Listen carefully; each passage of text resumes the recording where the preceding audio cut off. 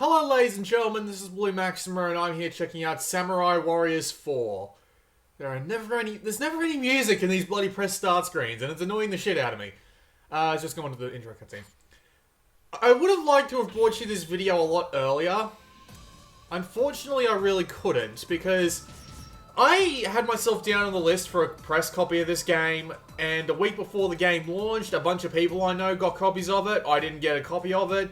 I sent a couple of emails over the course of that week, never got a response to them, and by the time the game came around, the launch day, I'm just like, fuck it, I want to play some Warriors, and I ended up buying it. So I bought it on launch day, and this is all the time I've had to play. I've played for about, let's see, where is it exactly?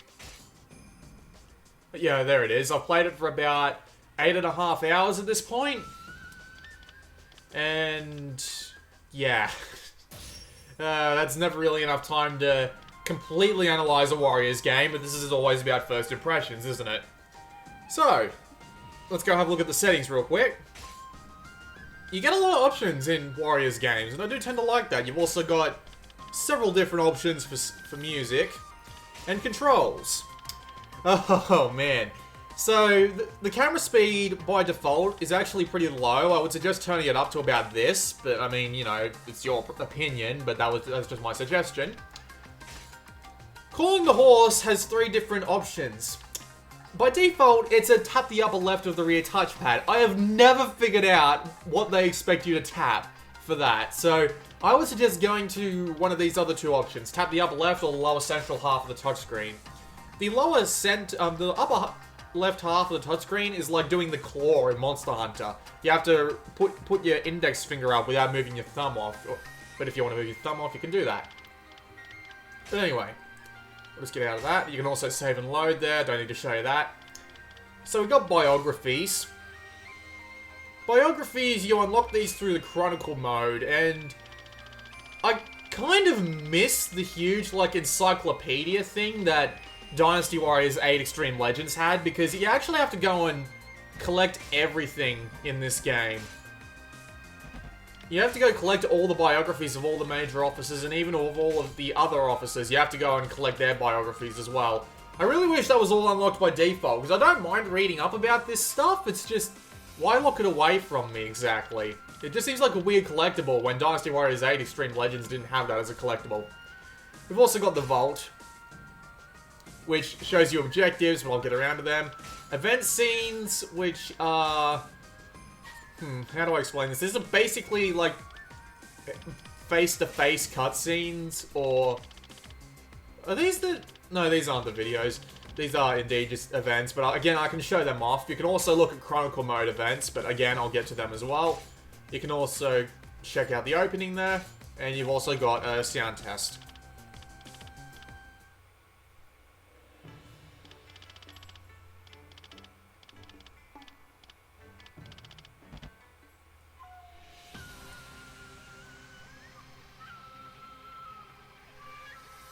Etc, etc, etc. I actually really like the music of Samurai Warriors 4. I think they did a good job of it. It's a good fusing of Japanese music and rock music, if you get what I mean when I say that. It's just, I like the way it fuses together. It's a really well-made thing. So, let's go check out the story mode. Free mode, I'm not going to go into free mode, but free mode is story mode, but you can pick whatever characters you like, and yeah, it's pretty obvious. Nice thing! Ad hoc and online multiplayer, that's actually pretty grand. I like that you get the option for that. So, I haven't played much of story mode. Most of my time I've spent in Chronicle mode, but this story mode, it's relatively simple to understand. You've got a bunch of linear stories that chronicle the legends of the specific regions of Japan during the Edo period. And you unlock more stories as you beat other campaigns. So for example, Legend of the Usagi, I have no idea. Available after clearing Legend of Kanto. Available after clearing Legend of the Takeda. And then you've got up here these 2 big-ass stories which are available after Takeda and Oda. So yeah, you go through all these campaigns, and you unlock more campaigns, and you unlock more campaigns, and yeah. So anyway, we're gonna go play a Legend of the Oda story mission. So you might be wondering what objectives are. Well, That's a good question. Objectives are a new mechanic that appear in the game, but I'll wait until I get into the game to actually talk about that. You got 4 difficulties: easy, normal, hard, nightmare. The game actually recommends you start out on easy, which is kind of strange.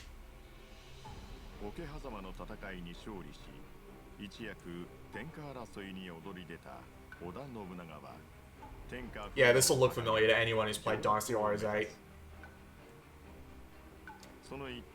You might have noticed that, unfortunately, there's no English dubbing, and there's no English voices at all. It disappoints me so much. I'd love to hear Nobunaga in English, but... yeah. So the game recommends you start out in English, not in English, in easy difficulty. I don't know why it recommends you start out in easy difficulty, because normal is kind of a cakewalk as is. You just need to not be stupid and you'll usually do fine. They recommend you just set it to easy right off the bat, and I've just been playing on normal and I've been doing just fine. Sure, most of the point in this game is to get to a high enough level to play on impossible mode and start getting good weapons, but, you know, we'll get to that.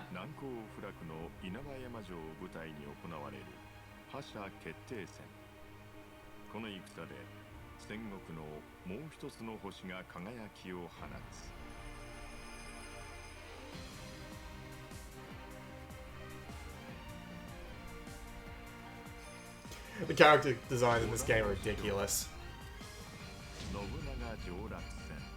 Now this is just a tiny ass nitpick, but that little title that comes in that tells you the story. Ooh.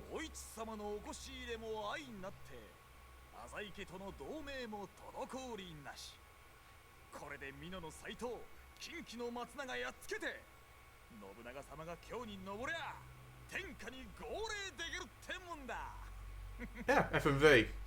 The FMVs actually look really good. I mean, it's a definite improvement over how they looked in Dynasty Warriors 8. Very, very impressive looking. Like, even on the Slim 2000 screen, it's a really well rendered cutscene. No visible corruption. Nice and smooth.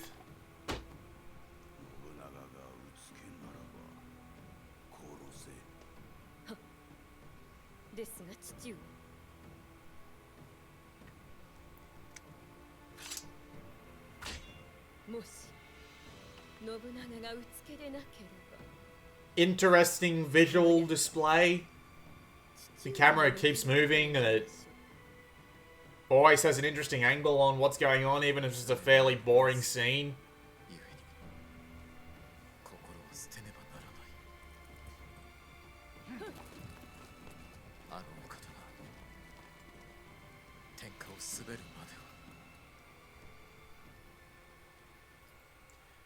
But anyway, as I was saying before, back when it was saying the name of the story level like it was a bloody Pokemon episode, it was just a bit weird that it said so relaxed and calm when the music was flaring up in the background and it showed all that character art.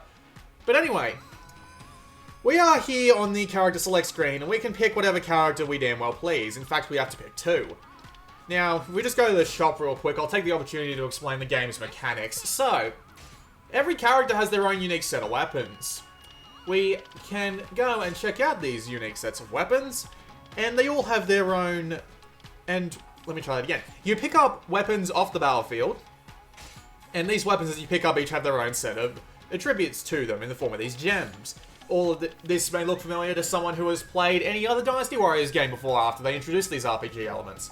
You use gems that you pick up off the battlefield to increase the attributes. So for example, if I add a red gem, I don't remember their exact name, but if I add a red gem to the potency, it will increase the attack of the weapon, so it will go up by another 20 points. I can increase the damage dealt to enemies knocked in the air. If I put a blue gem in there, I can restore some health after every 100 knockouts.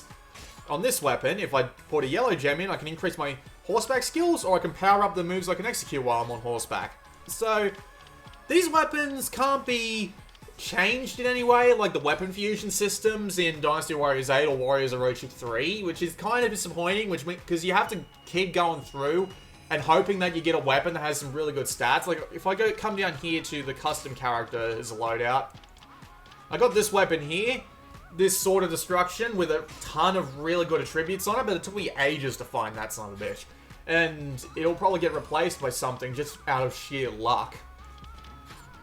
But anyway, so you can reforge a weapon so that if you want to, say, give this weapon to a different person, it'll be the same weapon. So it'll be the same weapon. It's just got different. It's the same weapon and its stuff gets reset, but you just give it to another person. That's simple, really. And you can also burn down weapons, which gives you money and gems out of them. So, you know. As you can see, I've got like 100,000 gold. Gold is not hard to come by in this game at all. You can also exchange gems for other gems, and you can also exchange them for these higher quality ones, which I assume come along when the legendaries come along. You can also purchase a mount, but I don't need to purchase a mount yet. Well, I don't need to purchase a mount because I own like 10 of the bloody things.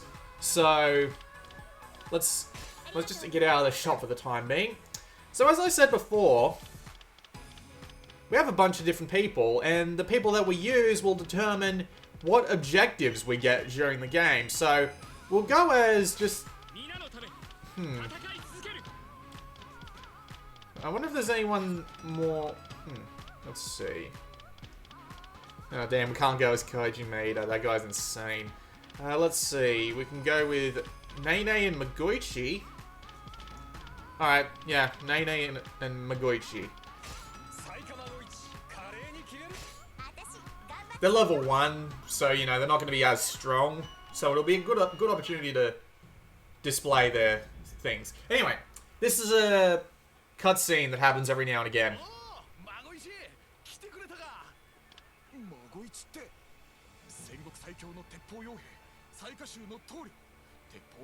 So these cutscenes happen every now and again. If you pick a good pair of characters, or which you're required to for some missions or objectives, I should say, sometimes you'll get a bonus cutscene, but these are just...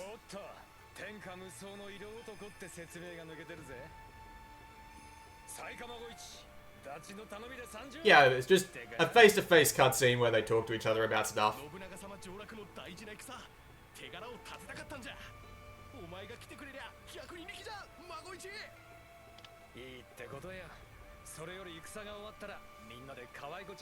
The voice acting in this game isn't terrible. At least this dub of the game doesn't get a lot of voices like confusing. If you remember back in the Warriors Orochi video, I had a little bit of trouble telling apart from Strongman and Anime Girl and Cute Anime Girl. They seem to have diversified the voices a little bit in this, at least, you know, maybe I can just tell them apart better after spending more time with them, but...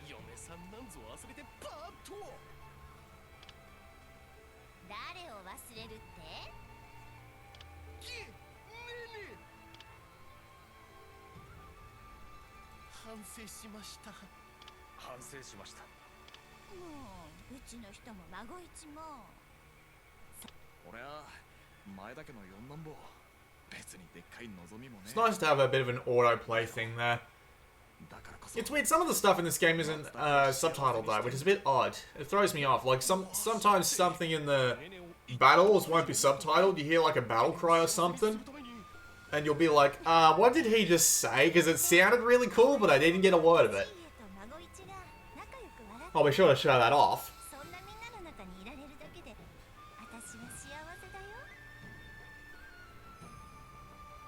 I wonder if I get a bonus cutscene for picking 2 good characters. No, I don't. Sometimes you get a bonus cutscene, sometimes you don't. Sometimes it just happens.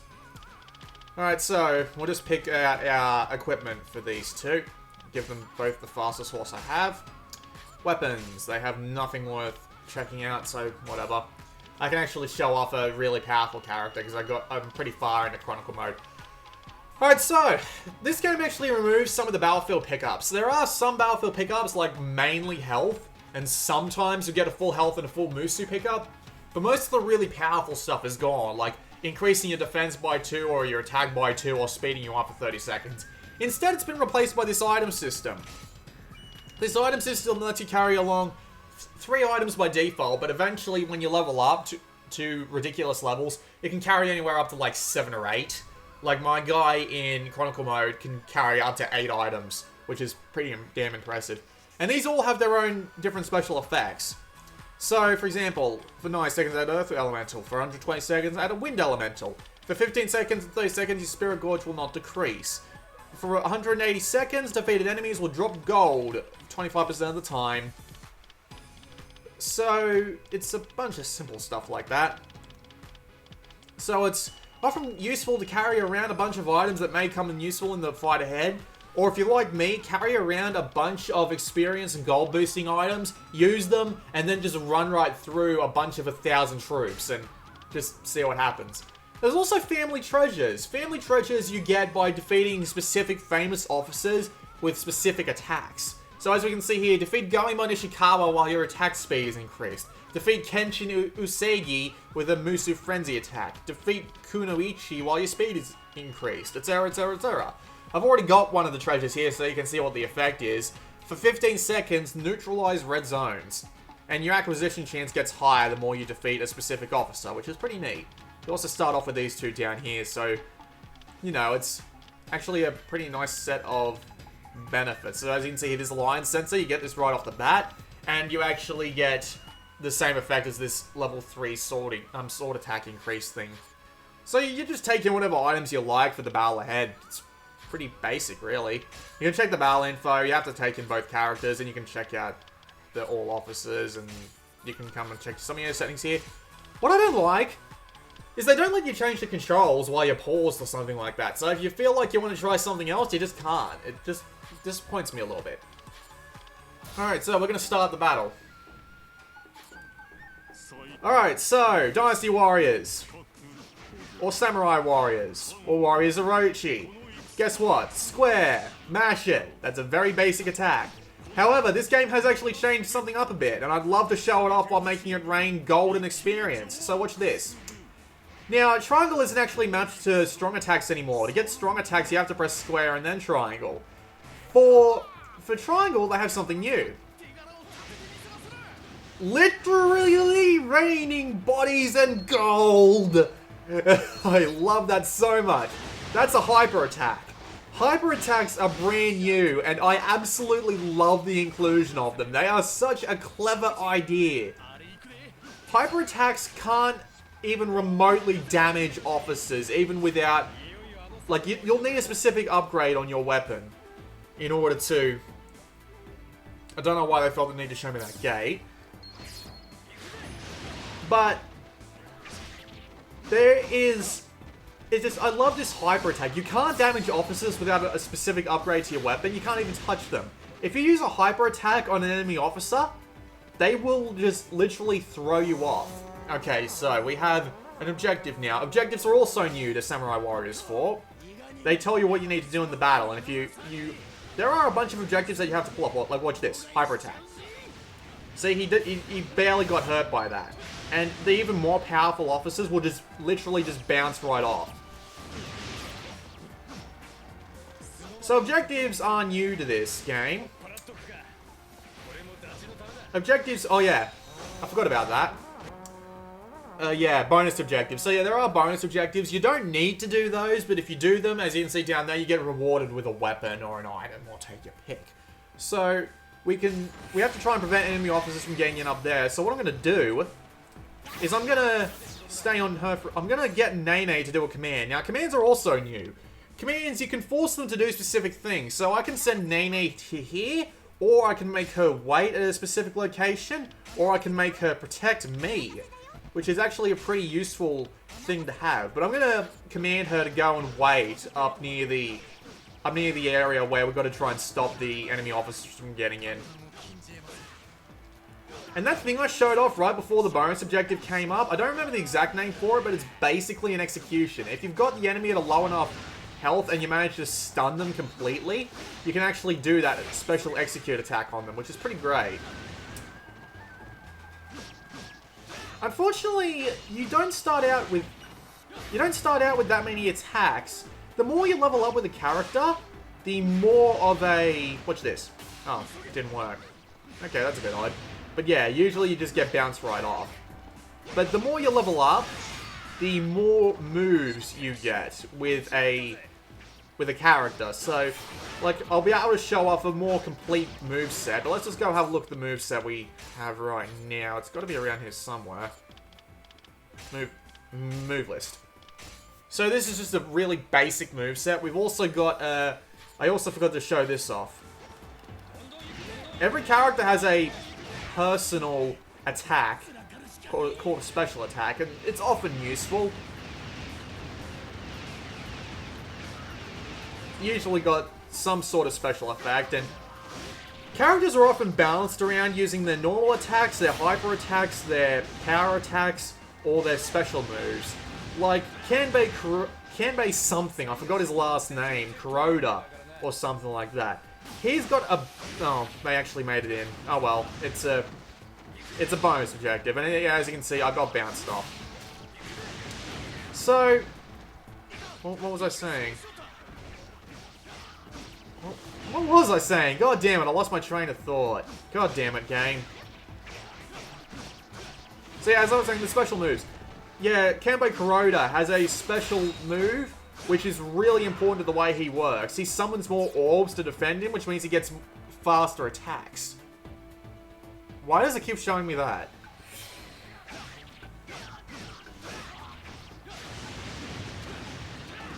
Yeah, and sometimes these characters that build around special attacks do require special things. They do get more than one special attack variant. All the characters in this game tend to feel really separate from each other. They've all got their own special moves, and they've all got their own movesets, and it's often a lot of fun just learning how a specific character works and then exploiting it. I like the idea that this guy's weapon is basically his gun. And being able to take two characters in the battle, why the hell didn't she go anywhere? Oh, she did go somewhere. She just didn't actually properly defend the place. That's a bit disappointing. What's this girl's special ability? Huh? Okay, I summon clones of myself. That's something I wasn't expecting. That looks so silly, but at the same time, it looks pretty damn great. But anyway, we're gonna swap back to this guy here. Summon my horse. Actually, you know what? Just because I like watching the bodies hit the floor. Fuck you! Oh, I love doing that. It's great. Alright, so we might as well get into what else is here. So, this game's got what's called a spirit meter. This is basically a rage meter from Dynasty Warriors 8 Extreme Legends. But it does a specific couple of things. Like, for example, I pressed X there. That was a shadow strike or a spirit strike or something like that. Okay, I've got an objective. I better go do that. That was a spirit strike, and that let me break the enemy's guard. There's also the spirit dodge, which lets you get immediately out of the way of any specific attack if you dodge at exactly the right time when it's coming at you. Oh, you sons of bitches. You can also build it up to full, and you get that little thing in the bottom right there. I'll show that off in a moment. Right now, I'm going to go and say hi to Jun K. This is basically a rage mode from Dynasty Warriors 8, except every character's got their own unique property to this mode. So, for example, he can use fire.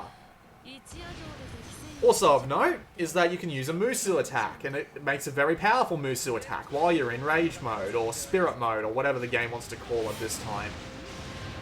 But it's a nice little improvement. You've got options of what you can do. Like, as you can see down the bottom there, it's got 5 little holes for where your spirit meter fills up. So do you want to be protecting yourself from incoming enemy attacks, or do you want to try and save it all for a really powerful Musu attack that can take out 3 enemies at once?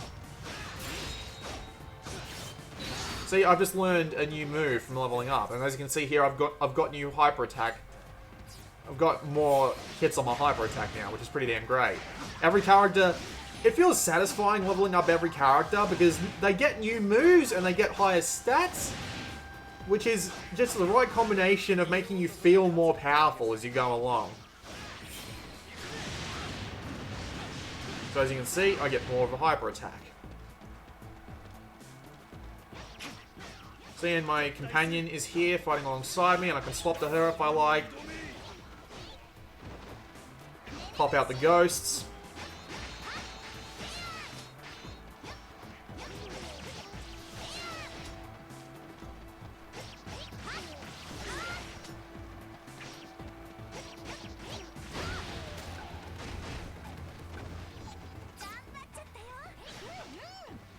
So overall, the combat system in Samurai Warriors 4 has gotten a massive uptick.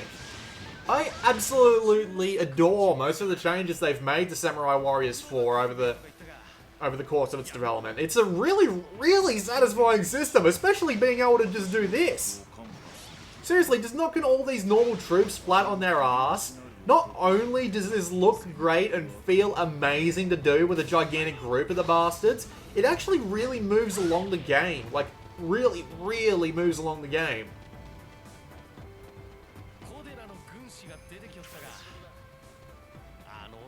Because back in, say, Dynasty Warriors 8, defeat Kanbei Kuroda. Yep, that's the guy I was talking about earlier. Okay, let's command Nene to... Yeah, she's on her way there. So we'll leave her to that, and we'll go and take out this standard bearer. These guys are actually new to the series as well, but... Yeah, they upgrade the attack of everybody they're in the area with. And look at this shit! Look at it! Seriously, this is just so satisfying. What... The destroying of the minor troops in Dynasty Warriors 8 Extreme Legends and Warriors of Orochi 3 definitely got a bit held up when it comes to the just taking them out nice and quickly. Because you'd have to use your basic attacks, and there's no like really fast guaranteed way to take them out, which was kind of disappointing. But now with the introduction of the hyper attacks, it takes so little time to run through these guys, and it makes it so much more satisfying as well. Hold on, we'll just do a regular Musu attack just to show one off. See, I have no idea what she just said, and I wish I did, because it sounds like it's like a prelude to ass-kicking speech, but yeah, that's quite unfortunate. So there's no subtitles for that or anything, which is really sad. Hold on, I'm going to command him to do something. Well, actually, you know what? You just wait there. I have a feeling I'm going to need you up there eventually, and I don't want you coming down here and just ruining my plans. So, part of this game is strategically placing your troops, your two players, so that you end up in an area where you can easily switch back and forth between them in order to keep the battlefield under your control. I imagine this becomes really important in Impossible mode, because I imagine that you would want to be jumping back and forth as much as possible, and if you can't, well, you'll probably just get destroyed by whatever the enemy has to throw at you.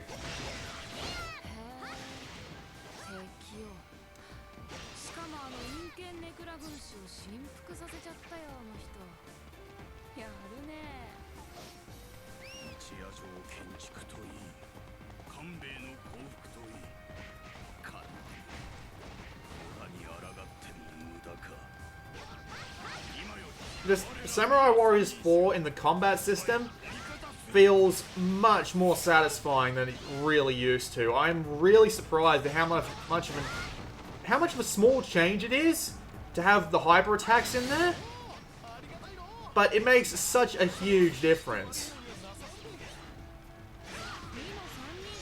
to how well the game plays and the pace of the game. Musu attacks are still as unbelievably satisfying as ever.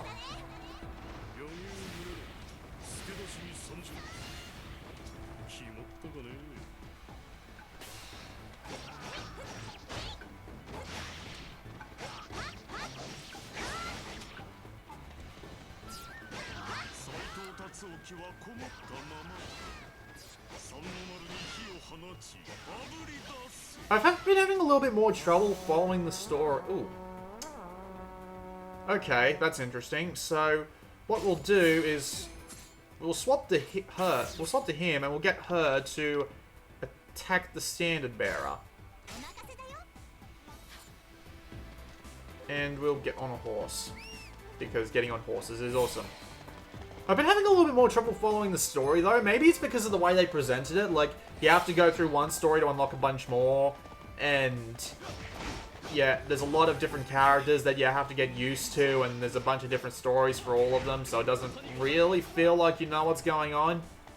I could be wrong about that, of course. Maybe it's just because I know more about the Three Kingdoms period than I do the Edo period. I probably don't. It's probably not even the Edo period. I've probably got the name wrong, but it's just a little harder to follow all the characters around. I'm not sure how they could have helped in this regard, but that's probably just me. Remember that the stories in these games do tend to be presented in odd ways. Like, I liked the Warriors of Orochi 3 has to be my favorite presentation of the storyline, because it's more, what's the word I'm looking for? More simplistic in its way of telling it while still giving you options. It feels like in Samurai Warriors 4 story, they didn't put as much effort into it as, say, Dynasty Warriors 8, because there's no alternate outcomes to battles or anything like that. It's just a bunch of stuff. It's just a bunch of battles end on end. I'm gonna go and take out that standard bearer with Nene before my guy gets his ass kicked too badly. Alright, standard bearer's down. Now, where's the... There he is.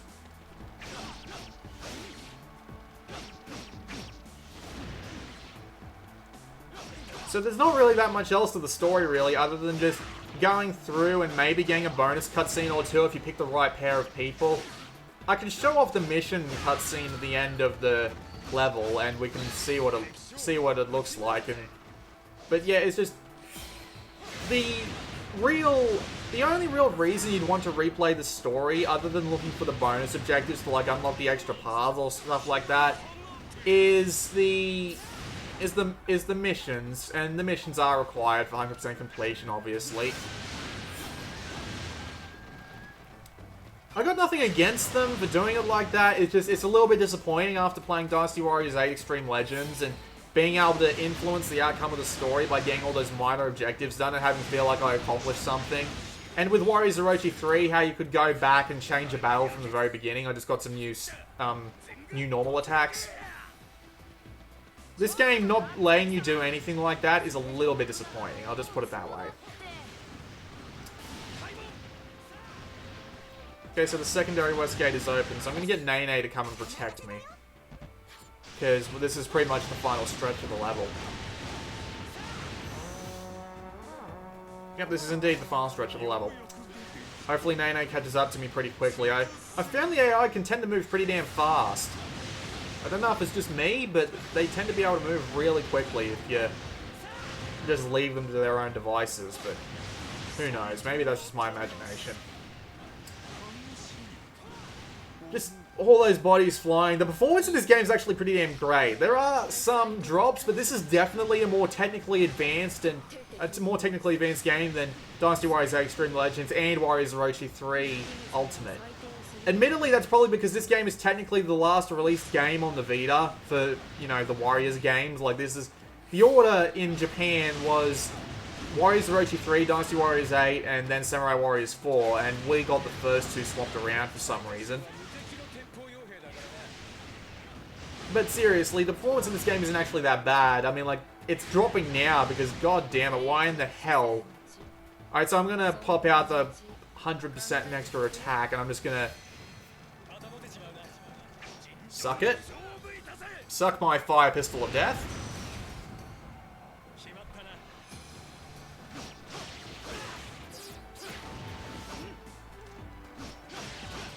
But yeah, the performance in this game is great. For the most part. Now that the wind started to bloody blow in, yeah, I just got bounced back because I didn't time my attacks properly. Let's kill this guy with the gun, just for the fun of it.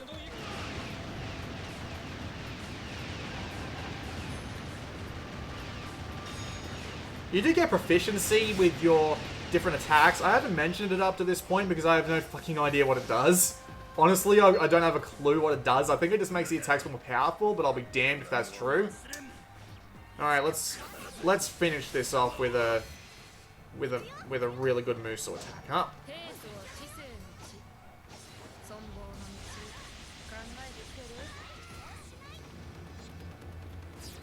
Oh yeah, there's probably more. But anyway, you've got enough of a view of the story mode. This will just take forever and a day to finish off. You can come here and use items in the start menu as well. In game, you have to use the D-pad to do it, but I prefer coming and just pausing the game and using them here. It's much easier. Can I do an interim save? Yeah, I can. So, that was a quick look at story mode. Oh, I might as well discard it. I wasn't getting anything done anyway. I'll just go to free mode just to show off the objectives if I can. Wait, no, I can't do that here. I have to go to the vault. So I'll go to the vault and I'll show off what the objectives screen is like. It's nothing big, it's just something I think people should know about, because most of the replayability of this game comes from the objectives. So as you can see here, I had to put these two in the same party in order to get the extra objective. But I can also come down here and get No. I can use No, and No has her own objective, and I can use, I think that's Mitsuhide Akechi. I can use him and get his objective as well. So yeah, you have to, most of the replayability in the story mode comes from getting the objectives. But there is a fair amount of story mode content. I mean, like, you've got a bunch of different story modes, each with their own fairly big missions. You've also got Secret History. This is your downloadable content. I got the launch pack, so I got the first scenario set. But yeah, as you can see, there's a bunch of story content. It'll keep you occupied for a while, at least on your first time through. Now let's go check out the other half of this game, which is the Chronicle mode. And I can show off the character creation while I'm here as well. Thankfully. Alright, so here we are. Welcome to Chronicle mode. Chronicle mode takes place on this map of Japan, but before I really get into this, let's actually go and edit the custom character. This is Chicken Wing. He used to be a fat bastard, but I made him thin because I was sick of looking at him.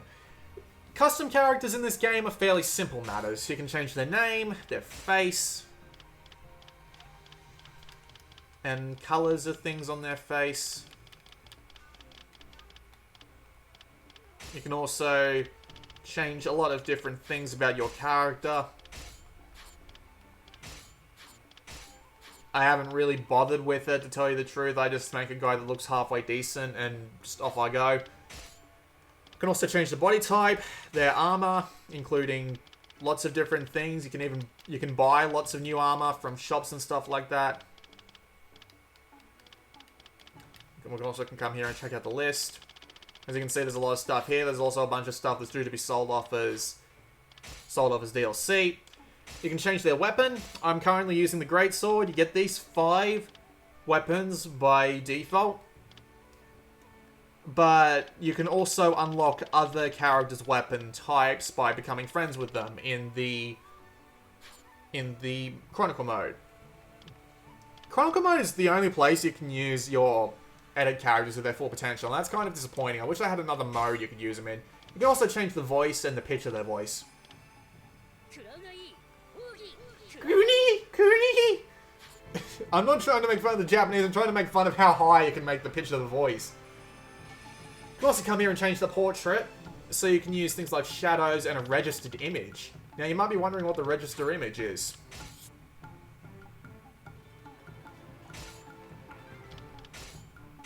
So you can actually use screenshots and photos to make a registered crest. So let's see if I've got anything in here that'll be half decent. I've just taken screenshots of a lot of PlayStation Mobile games because I've got this guy who makes me do it, and yeah.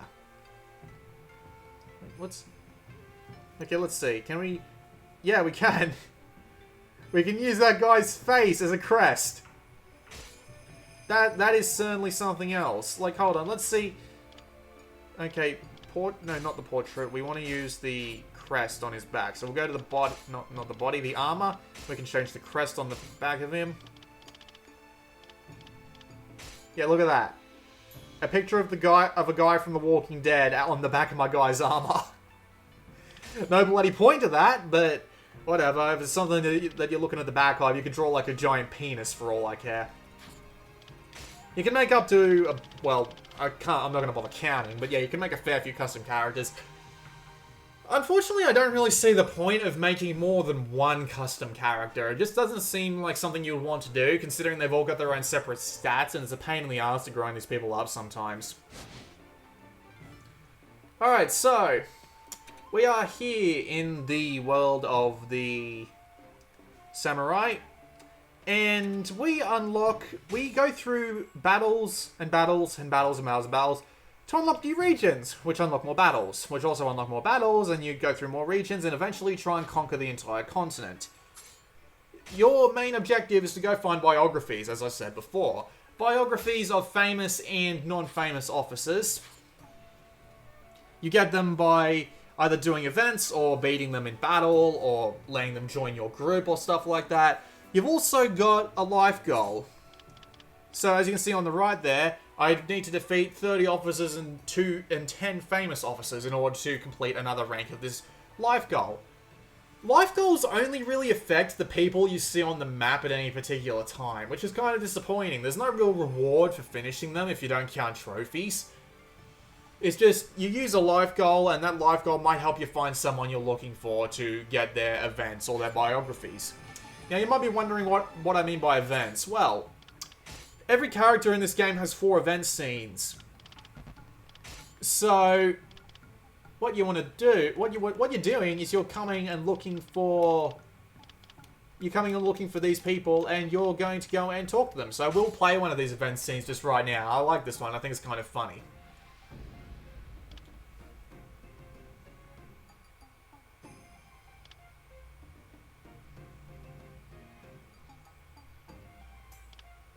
Boing. Hello.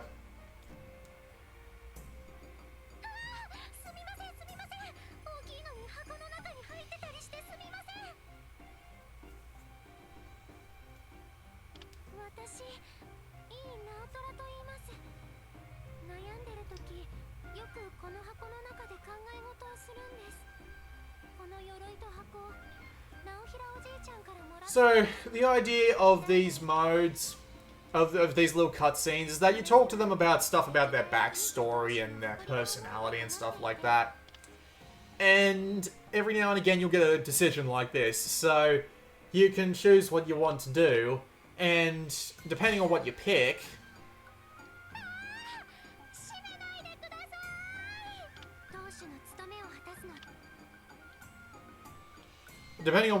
you'll either get a negative or positive response. And I don't know if it actually does anything, because I've gotten like 2 wrong answers with one of these characters. I can't remember who exactly. And it seems to imply that it goes down, but I don't think it makes a difference. Once you've gotten them up to a specific relationship level and you've found all 4 of their events, you can use their weapon on your custom character. And that's really the only reward there is to that. The rest of the rewards you can possibly get are through things like battles and finding things. Like, if I remember correctly, I left a specific page open that tells you all the different things you can do. So yeah, life goals and traveling merchants, yeah, and stuff like that. So, Chronicle mode is the best way to come and grind and get more gems and stuff like that. My major problem with this mode, though, now the character development isn't that bad, it's a bit lighthearted, and it's a little bit thin on the ground, but, you know, it's a Samurai Warriors game, what more do you want? My main problem with this mode is that most of these battles that the game gives you are extremely repetitive. Like, you have no goddamn idea how repetitive these battles can be. And they often take place on the same goddamn map, which makes it even worse. Like, as you can see here, we've only got, like, 2 different types of missions we can go to. Rescue and escape. We might as well go to one of them. The problem with these battles is that they repeat themselves over and over and over again, and it's always the same goals. Go and rescue X guy and defeat guy Y. Go and defeat guy X, then defeat guy Y, and then get your guys' ass to the goal, etc, etc, etc, etc. At least that's what I've gotten so far. And it's really disappointing, to tell you the truth. I was hoping for a lot more from a Samurai Warriors game, but I'll have to demonstrate it, won't I? Because I really can't do much else, can I? Let's see, I'll just make an Inferno Blade, because why not? It'd be a good idea to take along all the elemental things you can get, and then just apply them all at once if you're looking for a specific guy's family treasure, but, you know, take your pick, and I think I'll change my mount, because I need to get a different mount on these people.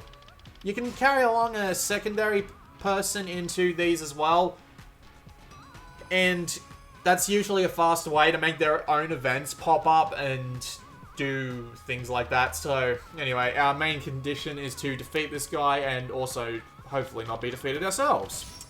So, here we go. I'm just gonna spam all my pickups here. Thankfully, I don't even have to go pick them up. They just get picked up automatically as time goes by. So yeah, this is what a really powerful character does on normal mode.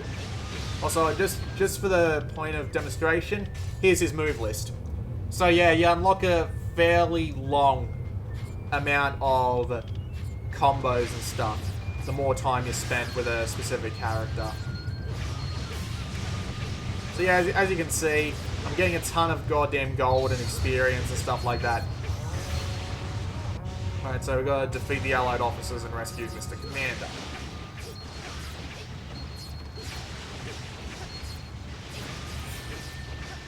It's just, these battles go exactly the same way every single time. Eventually you get a very slightly different battle when you have to do something like escape from these bastards, but... Well, not when you have to escape from the bastards, like when you're ready to unlock like a new route through the country or something like that. But it's just depressingly repetitive, because it's the same way every single time. Go defeat X officer. Do you have to defeat another officer? Yes, go defeat officer. Do you have to get to X or Y point? Yes, go to X or Y point. Battle ends. Do you have to... Yeah, it's just... It's so repetitive. There's not really that much else you can do about it, really. You just go and defeat who it is that's commanding the troops, and that's it. You've won, and you get XP at the end. It's just a bit dull, really. Where's the banner guy? Oh, he's all the way down there. I'm just going to summon my horse in. Come on, horse. There you are. Bonus objectives. Defeat the bandits led by Goemon, but... We can just ignore that. Bonus objectives don't need to be done. They just give you an XP boost at the end.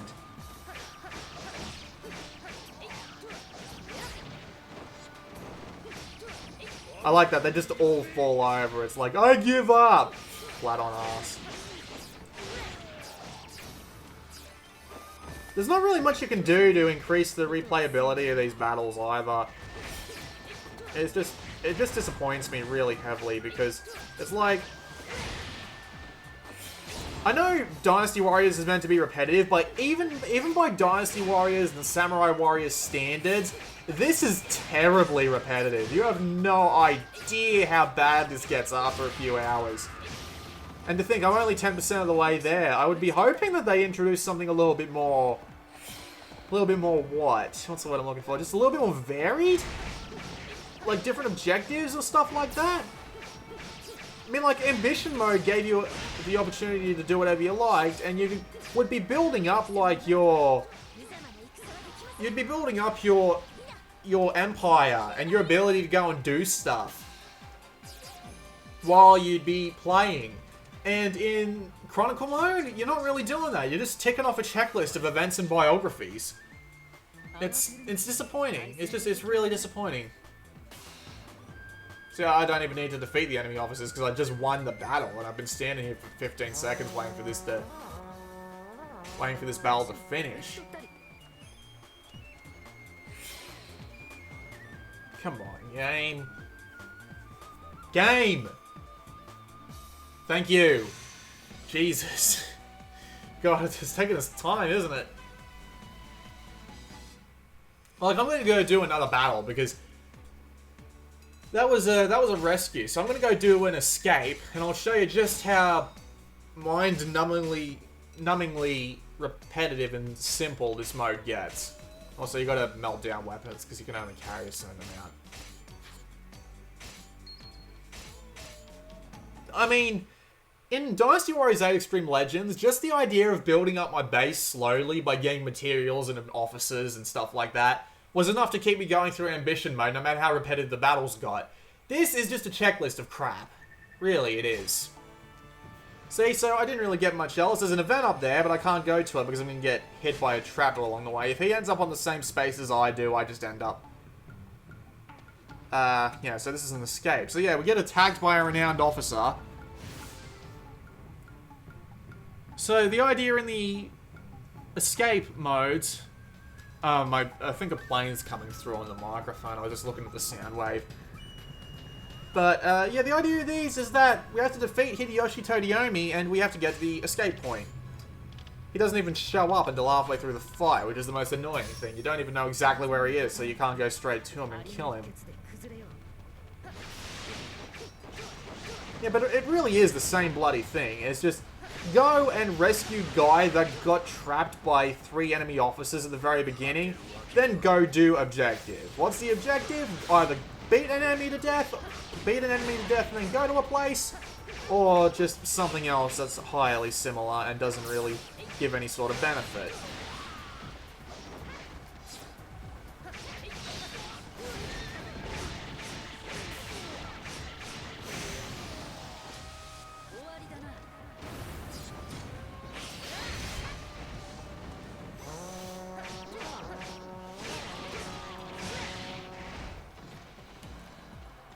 Thankfully, you can turn those objective graphics off, and I did do that. I only turned them back on for the benefit of this demonstration. Alright, so yeah, now that I've beaten those guys, I've just gotta wait for Hideyoshi Todiomi to turn up and then kick his ass and leave.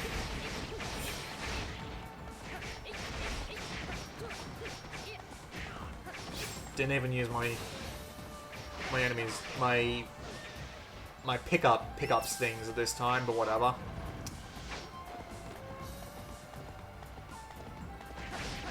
The combat does remain satisfying. Defeat... Yeah, that's just a special bonus objective you only see here. Defeat enemy while combo counter is at 300 or some other number. And rescue the allied officer, of course.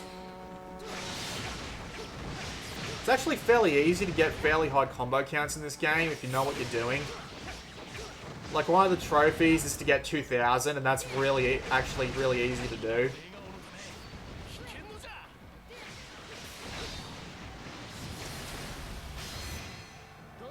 I actually like this move a lot. Does a cross in the air, fires, gigantic explosion.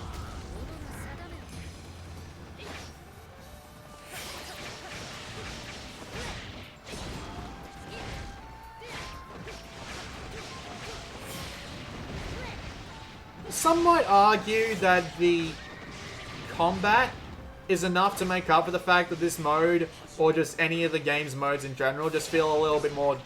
I don't want to say the word half-assed, because I really don't believe it's true. I think it's just more along the lines that they didn't really have that many fresh ideas in mind for this version of the game.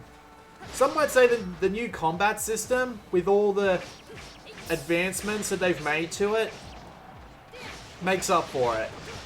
And I would say maybe, just maybe, it makes up for it. I imagine that people who are more die-hard Dynasty Warriors fans who are looking for more Dynasty Warriors, which seems like something that would be impossible, but then again, I play Dynasty Warriors a lot myself, so it's not like I can go against that trend. But so yeah, some would say they're just looking for warriors for the sake of warriors, and admittedly, this is a really good enhancement on the formula. And I do like all the changes they've made to the gameplay. I really do. It's a really, really impressive set of stuff. And set of changes that really do change up the way the game plays. The question is, though, would you be willing to put up with a relatively averagely presented. I'm not gonna say, not presented in the way graphically, but like in story-wise and gameplay-wise, and everything outside of the combat is done in such an average way. Like for a Dynasty Warriors game. With a Dynasty Warriors game, you expect them to make a twist on the meta game as well as the actual game. And unfortunately, only the game has gotten the twist. So, can you deal with the fact that the story mode isn't as engaging as Dynasty Warriors 8 because of the lack of paths, or Warriors of Orochi 3 because of the time travel mechanic thing that lets you go back and replay previous battles to make them different?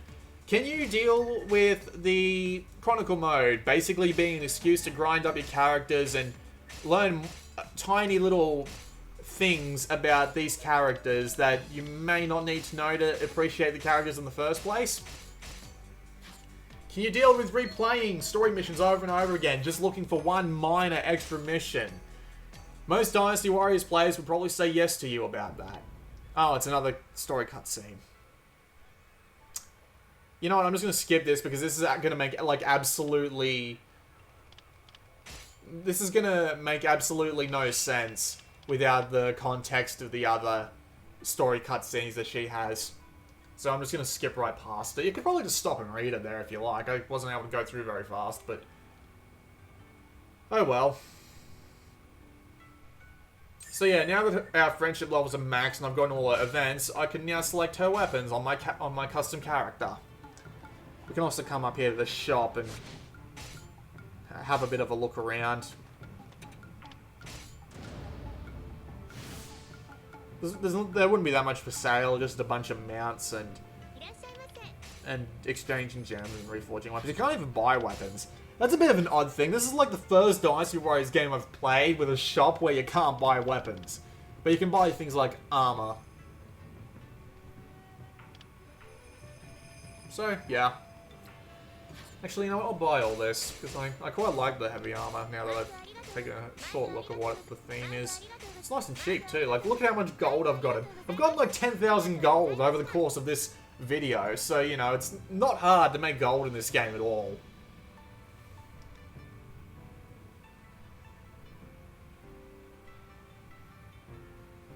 Yeah, and then it's just... The Chronicle mode, just the life goals don't really add that much to the game, and... You're really just coming for the events. And, yeah. Oh well, not really that much I can do, so I'll just save the game.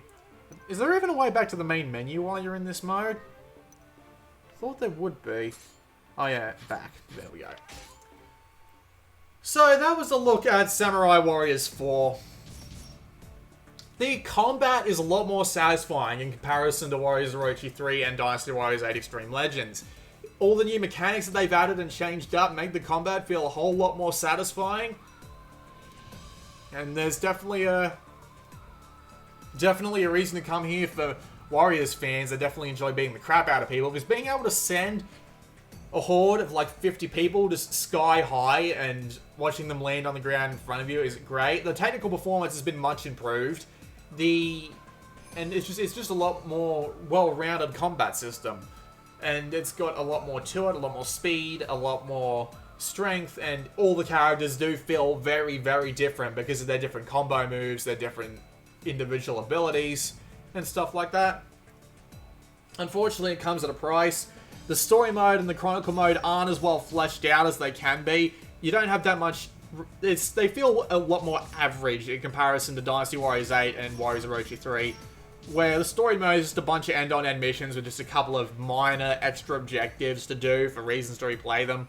And the Chronicle mode just doesn't really add that much to the game. It's basically just going around doing a series of repetitive fights over and over again just for a couple of extra cutscenes.